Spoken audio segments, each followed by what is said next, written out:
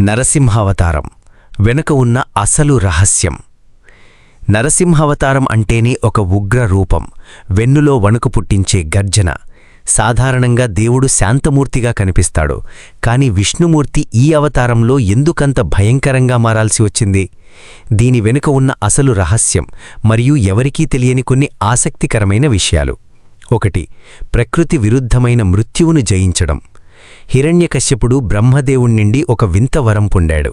అతనికి చనిపోవడానికి ఈ క్రింది నిబంధనలు ఉండకూడదు: గాలిలోగాని నేలమీదగాని చావకూడదు, పగలుగాని రాత్రిగాని మరణం రాకూడదు, మనుషులు జంతువులు దేవతలు ఎవరి చేతిలోనూ ప్రాణం పోకూడదు, అస్త్రశస్త్రాల అంటే ఆయుధాల వల్ల మరణం ఉండకూడదు. ఈ ప్రకృతి నియమాలను దాటి మృత్యువును సృష్టించడానికే భగవంతుడు నర సింహ అంటే సగం మనిషి సగం జంతువు రూపమెత్తాల్సి వచ్చింది. 2. కోపం వెనుక ఉన్న తత్వం.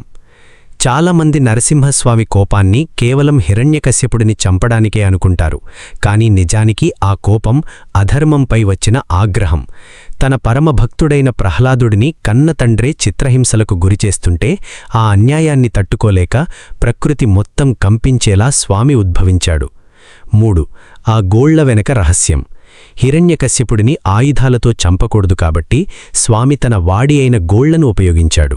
పురాణాల ప్రకారం ఆ గోళ్లు కేవలం శరీర భాగాలు మాత్రమే కాదు, అవి కాలచక్రం యొక్క తీక్షణతకు ప్రతీకలు. సమయం ఆసన్నమైనప్పుడు ఎంతకి బలవంతుడైనా నాశనం అవ్వక తప్పదు అని చెప్పడమే దీని ఉద్దేశ్యం. ఎవరికీ తెలియని అగోచర విషయాలు.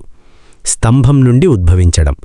విష్ణువు ఎక్కడో వైకుంఠం నుండి రాలేదు, ప్రహ్లాదుడు అంతటా ఆయనే ఉన్నాడు అని చెప్పిన మాటను నిజం చేయడానికి ఒక నిర్జీవమైన స్తంభం నుండి వెలుగులా బయటకొచ్చాడు.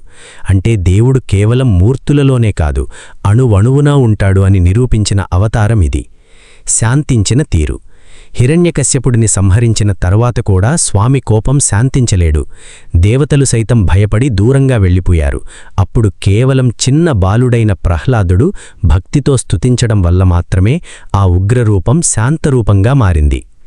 నరసింహావతారం భయంకరంగా ఉండవచ్చు, కానీ అది చెడుపై మంచి సాధించిన విజయం. భయం కలిగించే రూపం వెనక భక్తుడిని కాపాడే అపారమైన ప్రేమ ఉంది. ఈ వీడియో నచ్చితే లైక్ చేసి ఇలాంటి మరిన్ని అద్భుతమైన పురాణ కథల కోసం మన ఛానల్ని సబ్స్క్రైబ్ చేసుకోండి.